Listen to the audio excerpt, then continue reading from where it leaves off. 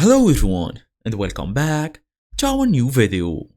Well, you have been using Wix.com for a while now and you just were asking on how to actually set up shipping rules on Wix. Let's say you are selling a physical product. Setting up these shipping rules is more than essential. So in today's small tutorial, we're gonna see how to actually see these settings, open the dashboard and all of this. Fast and easy as usual. Let's get started. Well, first and first, open your device. I always say that. Make sure you are basically connected to the internet, since we're gonna go and look for Wix.com in your favorite browser, which may be Bing, Google, or whatsoever. Then tap on this Wix.com. We're gonna take you to this setup or this website where you should usually log in using your email address and password here.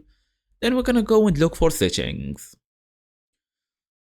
Okay, so we have this options, finance and payments, business solutions, marketing, table reservation. Since for me, I have basically a restaurant type of websites, but for you guys who have a store or whatsoever, all you're gonna do is basically tap on shipping, for example, shipping rules, and you will be able to see the shipping rules here in the settings. All you're gonna do now is add a shipping region. Choose the country or zone you want to ship to, then choose the shipping type. A flat rate, free shipping, rate by weight or price, or even more if you have to. Then set the shipping prices. Enter the cost customers will pay. Assign the products. Apply rules to specific products if needed.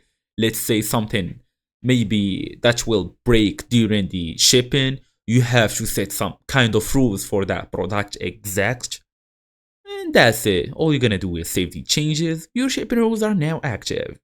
As for some small tips, offer free shipping to boost sales from time to time. Test the checkout to avoid any errors.